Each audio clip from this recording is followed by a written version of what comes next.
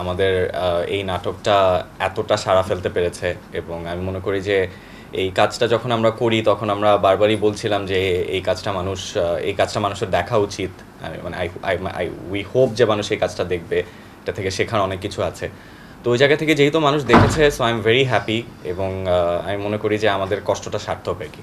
গল্প শুনেই আমি বুঝেছিলাম যে এই এই মানে এই এই গল্পটা আসলে মানুষের মনের কোনো একটা জায়গায় নাড়া দিবে, এবং এই বিশ্বাসটা ছিল, এই বিশ্বাসটা নিয়েই কাজটা করেছি। এবং আমি মনে করি যে কোনো কিছু যদি বিশ্বাস করে করা যায়, সেই কাজটা ভালো না হয়ে যাওয়ার আর কোনো উপায় নেই। এই কাজ করার সময় আমি আসলে কোনো ক্যারেক্টারের রেফারেন্স হিসেবে নেই নাই। আমি মানে I wanted to play it originally, যে আমি যেটা ফিল করি, আমি স্ক্রিপ্টটা পড়ে আমি যেটা ফিল করেছি, I wanted to play it in my own way. আমার অনেক এফোর্ট দেওয়া কাজ, সেরা কাজ হয়েছে কিনা এটা আসলে দর্শকই বলতে পারবে, আমি জাজ করার কেউ না। Malaika is a fantastic person. ও খুব লক্ষ্মী, মানে শুটিংয়ে I had a lot of fun working with her. বাকিটা ওই বলুক। এক্সপিরিয়েন্স বলতে মানে প্রথমবার কাজ করতে যাচ্ছি একজনের সাথে, তো ডেফিনেটলি ওকে আমি আগে থেকে চিনতাম না। ওর সাথে আমার খুব একটা যে কথা হয়েছেও তাও না।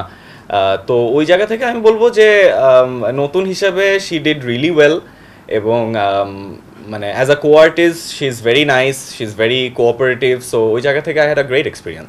আমার প্রথমত গল্পটা ভীষণ ভালো লেগেছে, ভীষণ ভীষণ ভালো লেগেছে।